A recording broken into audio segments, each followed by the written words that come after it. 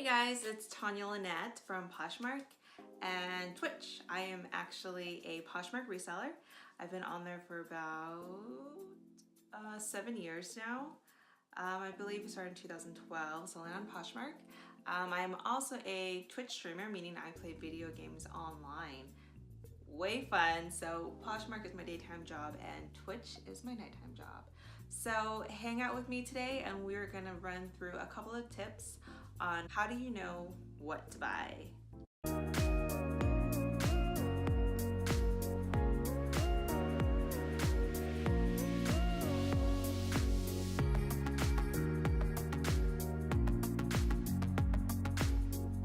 So when I first started selling on Poshmark, I was selling for my own closet, thinking of what do I like, you know, people my demographic, so that I can relate to them and know what we were looking for, so I knew that target audience.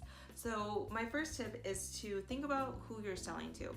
Are you gonna be selling kids clothes, men's clothes, high-end fashion, fast fashion, things of that nature. If you're gonna be doing fast fashion, you have to keep up a trend. You know, remember when the Galaxy print came out? You can't sell Galaxy print now.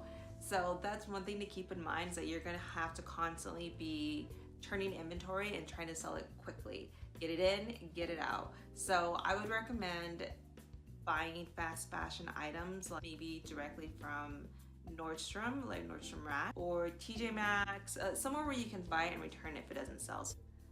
Another tip is to go through items that are actually selling on Poshmark. If you want to do dresses, flip through and go under, I believe it's availability. Look under availability and mark it as sold, so you can see what the most recent item sold for and what the brands were and what the price points are, so that when you see that brand out in the stores, you know what price point is going to sell for, so you know what amount you can buy it for. So when you're actually out in the store sourcing, say you're gonna go to Goodwill, you're gonna go to TJ Maxx, Nordstrom, Marshalls, Ross even. Say you don't know what brands, you're like, well, I wanna get into this industry, but I don't know what brands sell well, or what even consider good brands. Go with touch, look, the label, and the condition it's in, if it's used. So when I say touch, meaning, is it silk? Is it leather? Does it feel like a really quality material? You know, fast fashion seems to be like a cotton jersey, like something that you know, like, oh, this is gonna rip as soon as I wear it. Look would just be, I guess maybe you would start with look. So you're gonna start with how it looks. As you're going through hundreds of items, you're gonna see that something just stands out. Like everything might be cotton, and then all of a sudden you see something that's silk. So then you're gonna touch it, see if it's silk or polyester, look at the tag. The tags are either gonna be at the neck or at the bottom along the seam. Usually they're on the right side of the seam if you're looking at the dress. Labels, so if the label looks expensive, if the label, there's a lot of them that are just like a little tiny strip of a polyester label. Usually that's like fast fashion. If something looks a little bit more like they put money into it, or it looks very basic, that's another indicator, and you can look it up online to see how well it's selling for. And then condition of the item. Something can be in amazing condition but not sell. So that's one thing to keep in mind. If you're buying something from like the Goodwill or another thrift store, you might want to look at it to make sure it doesn't have any holes, because something could be a good brand, say Free People, but if it has holes, people are not going to want to buy it. If there's stains on it, like bleach stains, it's not going to come out, it's not going to change. Unless you can alter that item and fix it before putting it up, you're going to have a harder time selling it. I've definitely bought items and I'm like, oh, well, someone can fix it, you know, like no problem, it's just a broken strap.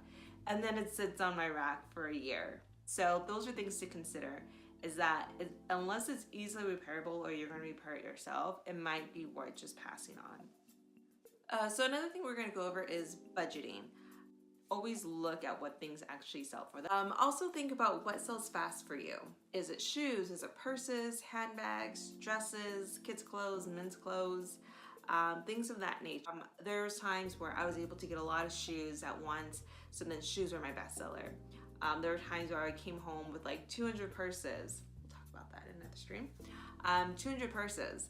So that was a big moneymaker for me. So think of what you want to focus on, and then just kind of keep your eye out for that.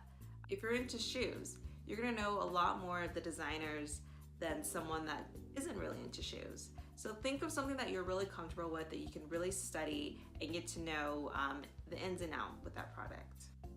All right, and our fun tip for the day is my recommendation of buying from stores that have a really good return policy, meaning retail stores that have maybe a 30-day return policy, sometimes 90-day return policy. So that kind of gives you a window of how to sell things.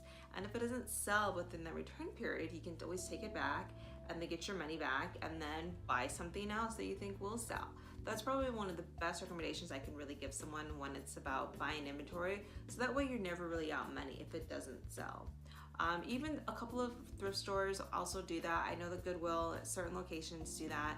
If you bring it back within 7 days, you get store credit, which is still great because if you're always gonna be shopping there, you still get your money back. So leave your comments below. I love reading the comments, both negative and positive, because we can only improve by the negative ones, right? And maybe see someone else's point of view.